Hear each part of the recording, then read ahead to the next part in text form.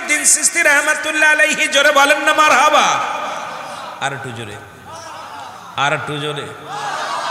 উনি পিতৃরাজ বেয়াদবি করলেন। দুনিয়ার মধ্যে কেমন আমি ওলি আল্লাহদের দপ্তরে যেহেতু রোজ মাহফিলে আসছি, আগেই বলছি ওলি আল্লাহদের বিষয় নিয়ে কথা বলা লাগবে, তাদের বিষয় একটু বোঝানো লাগবে। পিতৃরাজ মুসলমান শুনে নাও, ওনাকে মারার জন্য একটা পাথর চালান দিলেন, এত বড় বিশাল একখানা পাথর চালান দিলেন। আর খাজা মাইনুদ্দিন চিশতি রাহমাতুল্লাহ আলাইহি উনি নামাজের মধ্যে, ধ্যানের মধ্যে, মুরাকাবার মধ্যে ছিলেন। মারহাবা বলেন না। মুরাকাবার মধ্যে ছিলেন।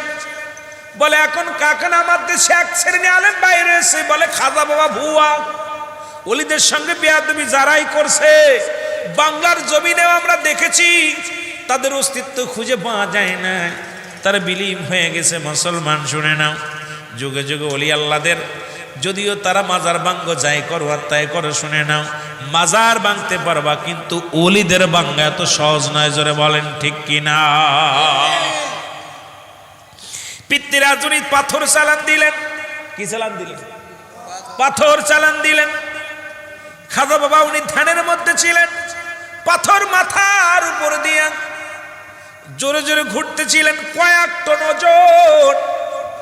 যারা মুসলমান শোনো, যারা সেরেন্দি শরীফে যাবেন, আজমির শরীফে যাবেন, দেখে আসবেন। মুসলমান শুনে নাও, শুনে নাও, ভালো করে জেনে নাও, ভারতের মধ্যে এখনো রয়েছে খাজা বাপ্পি। মুসলমান শুনে নাও, এই পিতৃরাজ কয়েকটা নজরালা একটা পাথর পাঠাইলেন খাজাবাকে মেরে ফেলার জন্যে।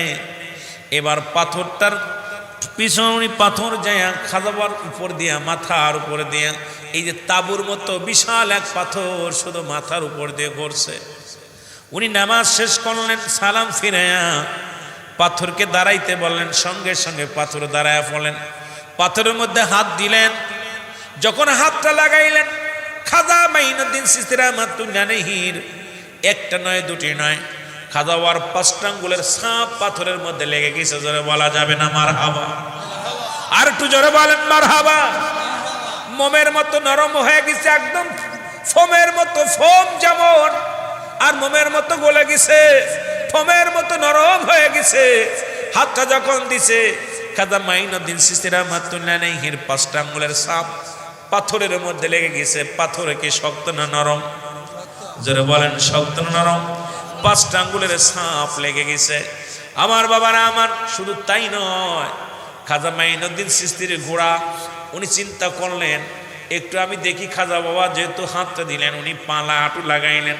এই হাঁটুটার দাগ আছে আজও পর্যন্ত, কিয়ামত পর্যন্ত। মাকাম ইব্রাহিম, ইব্রাহিম আলাইহিস সালামের পায়ের ছোঁয়া, পায়ের কদম যে পাথরের মধ্যে লেগেছিল, ওই পাথর কিয়ামত পর্যন্ত ঝুলন্ত অবস্থায় আছে।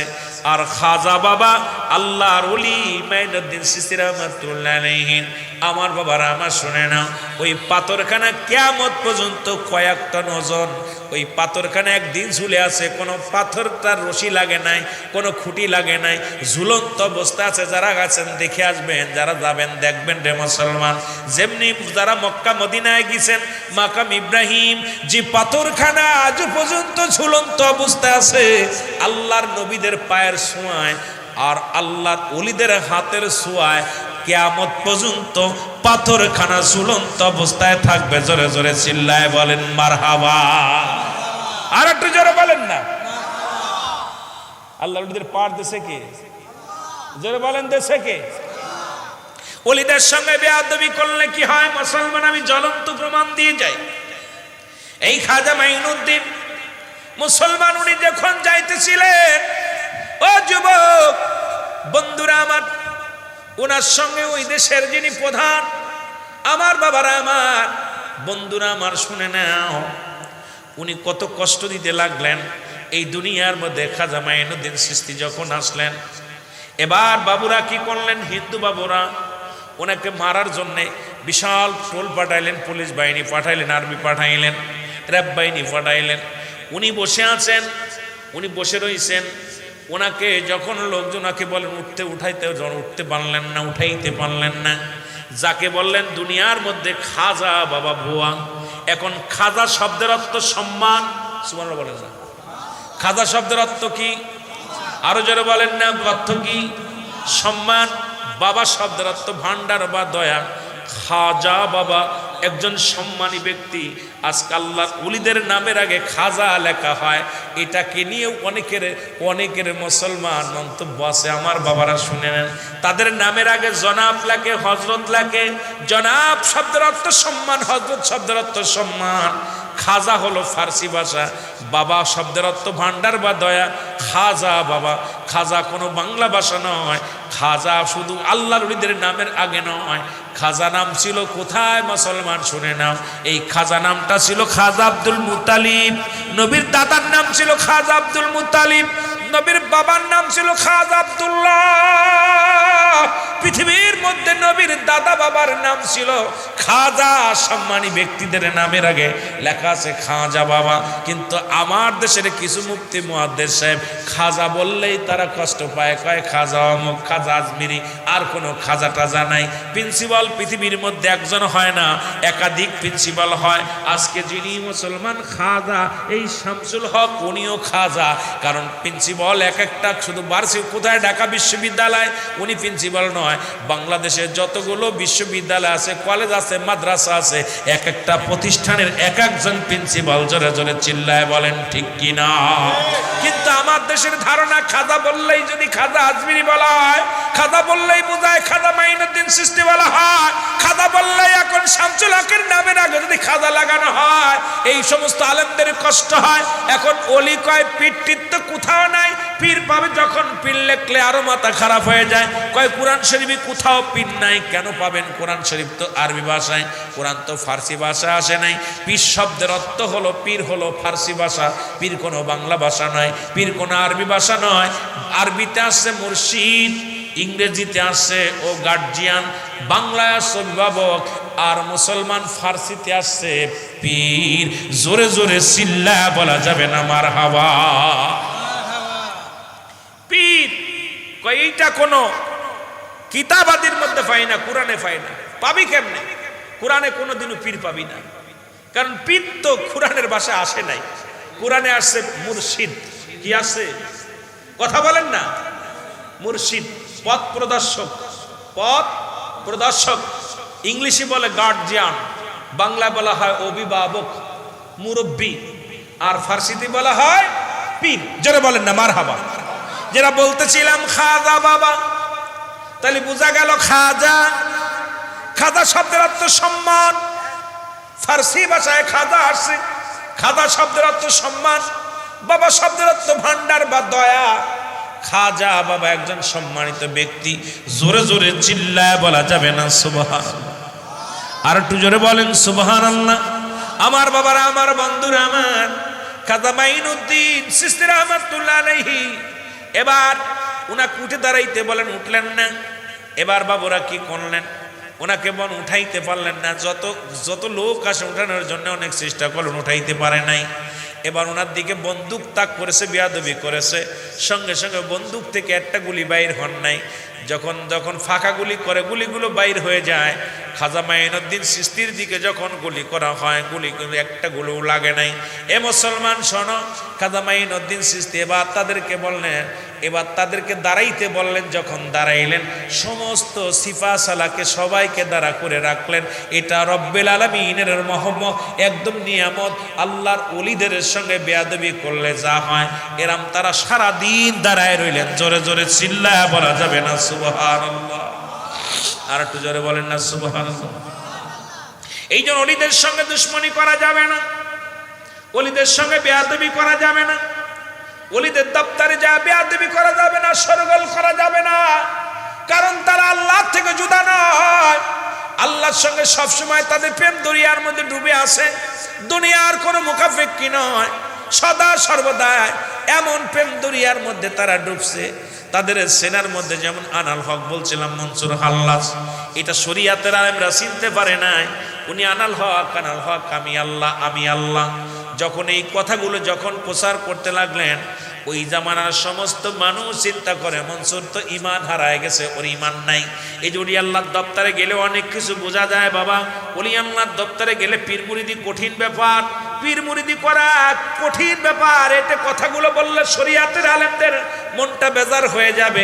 যেমন মুসলমান বায়েজিদ বুস্তামি উনি বললেন, যখন তুমি পানির মধ্যে ডুবে যাবে, ওনার পীর উনি বললেন, বাবা মুরিদ শোনো, মুরিদকে বললেন যখন তুমি পানির মধ্যে ডুবে যাবে তখন বলবো বায়েজিদ আমারে পার করে দাও, দেখবে তুমি পার হয়ে যাবে। যখন নদীর মধ্যে নেমে যখন ডুবে যায় চিন্তা করে, আরে আমি তো বায়েজিদ বললে আমার শিরক হয়ে যাবে, আমাকে বলতে আল্লাহ পার করে নাও, সঙ্গে সঙ্গে ডুবা শুরু হয়েছে।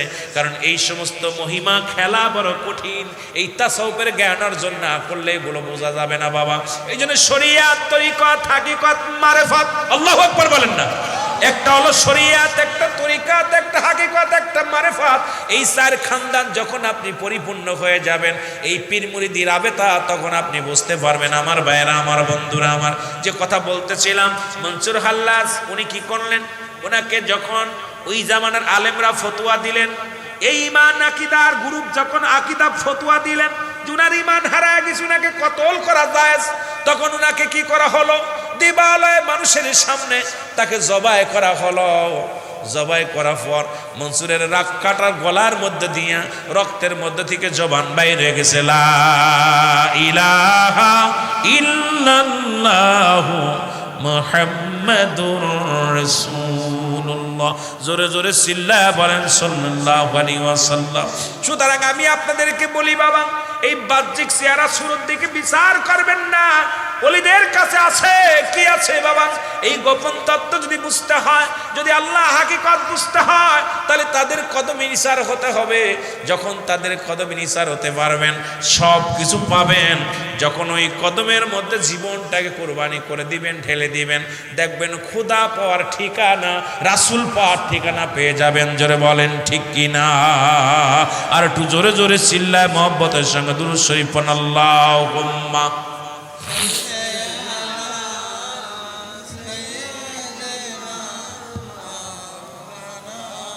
ওয়ালায়ালি। সুতরাং আমি আপনাদেরকে একটা কথা মেসেজ দিয়ে যাই, এই বাংলাদেশে ওলি আল্লাহ কেউ কোনো মানুষ বানায় নাই। বাংলাদেশে অল পৃথিবীর মধ্যে ওলি আল্লাহ কে বানায়? হুজুরে বলেন কে? ওলি আল্লাহ বানায় কে? আল্লাহ। কোনো মানুষে পীর বানায় না, কোনো মানুষ ওলি বানায় না। এটা কে বানায়? আল্লাহ বানায়। সুতরাং আপনাদের কাছে আমার করজোরে দাবি থাকবে, আল্লাহর কোন ওলিদের সঙ্গে বেয়াদবি করবেন না। জোরে বলেন, করবেন না। ওলি আল্লাহদের এই দেহখানা পৃথিবীর কোনো শক্তি নাই খাওয়ার, পৃথিবীর মাটির কোনো ক্ষমতা নাই ওলিদের এই দেহখানা খাবে। অসংখ্য প্রমাণ আপনারা পেয়েছেন, অসংখ্য প্রমাণ পেয়েছেন। আল্লাহর মাহবুব বান্দাদের দেহ আল্লাহ পাক এমনভাবে তাদের তৈরি করছে যে এই পৃথিবীর মধ্যে তাদের ইজ্জত সম্মান এমনভাবে বাড়ছে, ইন্তেকালের পরেও তাদের মর্যাদা বাড়ছে। জোরে বলেন ঠিক কিনা? আর একটু জোরে বলেন ঠিক কিনা? তবে পীর কোনো মাকসুদ নাই, মাকসুদ স্বয়ং আল্লাহ। জোরে বলেন ঠিক কিনা? পীর কোনো মাকসুদ নাকি? জোরে বলেন, পীর কোনো মাকসুদ কে? মাকসুদ কে? আর একটু জোরে বলেন কে? পীর কোনো মাকসুদ নয়। যারা পীরকে মাকসুদ মনে করে ইবাদত করে এরা জাহান্নামী হয়ে যাবে। কিন্তু পীর মাকসুদ নয়, পীর হলো মাধ্যম। পীর হলো মাধ্যম। পীর কি? জোরে বলেন না, পীর কি? মাধ্যম। এই মাধ্যম দ্বারা পাবো কাকে? আল্লাহকে পাওয়ার একমাত্র ঠিকানা, রাসূল পাওয়ার ঠিকানা। কিন্তু আমরা অনেক সময় ওলি আল্লাহদেরকে আমরা বানায় ফেলি, মাকসুদ বানায় ফেলি। দেখা যায় আমরা অলিমুখী হয়ে গেছি, পীরমুখী হয়ে গেছি। নামাজ পড়ি না, শরীয়তের বিধান মানি না, শরীয়তের রকম মানি না। আমি আপনাদেরকে অনুরোধ করব, আপনারা যারা এগুলোর ভিতর আছেন আপনারা ক্ষতিগ্রস্ত হয়ে যাবেন। হেদায়েতের দায়িত্ব কোনো পীরকে দেওয়া হয় নাই, হেদায়েতের দায়িত্ব কোনো আলেমকে দেওয়া হয় নাই, হেদায়েতের দায়িত্ব কোনো নবীগণকে দেওয়া হয় নাই। হেদায়েতের দায়িত্ব রব্বে কারিমের হাতে। জোরে বলেন ঠিক কিনা? আরো জোরে বলেন ঠিক কিনা? তদ্রূপ আল্লাহর ওলি যিনি শুয়ে আছেন উনিও এখানে আসছেন আপনাদেরকে সেই পথ চিনানোর জন্য, সেই মত, সেই রাসূলুল্লাহর পথ, আমার রব্বে কারিমের পথ। যে পথে গেলে প্রিয়জনরা গিয়েছে, যে পথে গেছে ওলি আল্লাহগণ, যে পথে গেছে নবীগণ, যে পথে গেছেন সাহাবীগণ, সেই পথটা অনুসরণ করার জন্য যুগে যুগে অসংখ্য আল্লাহর ওলিরা আসছে। কিয়ামত পর্যন্ত আর কোনো নবী আসবে না, নবীদের দরজা বন্ধ, ওলিদের দরজা খোলা। ঠিক কিনা? আর ওলিদের কাছে আসে এলহাম, নবীদের কাছে আসে ওহী। বিশ্বাস হয় কার কার? বিশ্বাস হয়? নবীদের কাছে আসে কি? এলহাম, ওহি আসে, ওহি আসে ওই নবীদের কাছে, আর এলহাম আসে ওলিদের কাছে। সুতরাং আপনারা এই মাহফিলে যারা আসছেন, ওলিয়াল্লাহ দপ্তরে, আপনারা দয়া করে বেয়াদবি করবেন না। আদবে আউলিয়া হওয়া যায়, আদবের সঙ্গে থাকবেন, জিয়ারত করবেন, ফাক্কালাম ফাতিহা শরীফ করে জিয়ারত করবেন, আদবের সঙ্গে দাঁড়াবেন। দাঁড়াইয়া কোনো ওলি দিতে পারে না কোনো কিছু, কোনো পীর সাহেব কোনো দিতে পারে না, কাজ দিতে পারে না, কোনো মৌলবী দিতে পারে না। তবে যে সমস্ত মৌলবীরা এই ফতুয়া দেয় তাদের কাছে জিগাইবেন যে কোন মাজারে যাওয়া যাবে না, এখানে এ দিতে পারবে না, ও দিতে পারবে না। এরা হলো আর একটা বোকামার্কা মানুষ। আমরা বলি না যে পীর সাহেব দিবে, আমরা কোনো ইমাম সাহেব, যখন আপনাদের মসজিদের ইমাম সাহেব, ওনার কাছে আমরা যাই, চাই 500 টাকা দিয়ে হুজুর আমার জন্য দোয়া করেন। আচ্ছা ইমাম সাহেব আমরা কি দিব?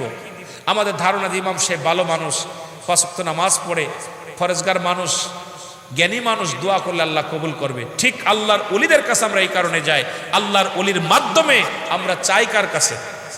জোরে বলেন কার কাছে?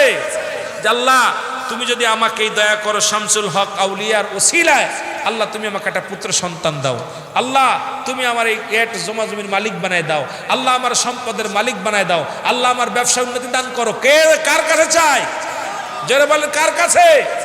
মাধ্যম ছাড়া কোনো কিছু আসেন নাই। আদম আলাইহিস সালামকে আল্লাহ পাক এই দুনিয়া মানুষ পাঠাই লেখানো মাধ্যম। দুনিয়ার মধ্যে আপনি দুনিয়া আসছেন, সেখানেও মাধ্যম। মাধ্যম ছাড়া কিচ্ছু নাই, কারণ ওসিলা ব্যতীত কিচ্ছু পাওয়া সম্ভব নয়। জোরে বলেন ঠিক কিনা? এটা চাকরি ধরবেন, সেখানে ওসিলা আছে, ব্যবসা করবেন, সেখানে ওসিলা আছে। আলেম ওলামা ওসিলা মানতে পারে না। বর্তমান কিছু আলেম বাইর হয়েছে, তারা আবার ওসিলা কাকে বলে? ওসিলা কারে বলে? ওরে বলবেন তুই সামনে ওসিলা হয় ঢাকা যেতে লাগলে বাস লাগবে না, ট্রাক লাগবে না, প্রাইভেট লাগবে না, হয় পা হেঁটে যেতে হবে। পাও একটা মাধ্যম, এটাও একটা ওসিলা। জোরে বলেন ঠিক কিনা? ঢাকা যেতে প্রাইভেট একটা ওসিলা, আপনার গাড়ি একটা ওসিলা, এখন মাধ্যম একটা লাগবে, পকেটের টাকা এটাও লাগবে, কিন্তু মাধ্যম লাগবে। আমরা আল্লাহর ওলির দপ্তরে যাই, মাধ্যম সেটা হলো আল্লাহকে পাওয়ার ঠিকানা খোঁজার জন্য। জোরে বলেন ঠিক কিনা? রাসূল খোঁজার ঠিকানা পাওয়ার জন্য ওলিদের দপ্তরে আমরা নিজের বলি না আল্লাহর ওলি অমুকটা দাও, শামসুল হক সাহেব অমুক দাও, এটা দাও, এটা সম্পূর্ণ শিরক। আমরা এটা বলি না। আপনারা মনে করেন আমরা ওলিদের কাছে চাই না, কারণ আমরা এটা চাই না। আমরা আপনারাও যেমন আল্লাহর কাছে চান, আমরাও চাই আল্লাহর কাছে। আপনি যখন ওয়াজ করতে যান, তখন তো আপনার কাছে হাজার হাজার চিঠি আসে, মানুষই 200-500 টাকা দিয়ে কয় হুজুর দোয়া করবেন আমার আব্বার জন্য, মার জন্য দোয়া করবেন। টাকা পায়া দোয়া করো, এটা জায়েজ আছে, কিন্তু আল্লাহর ওলিদের দপ্তরে যায় আল্লাহর ওলিদের ওসিলা করে দোয়া করলে বলো না জায়েজ।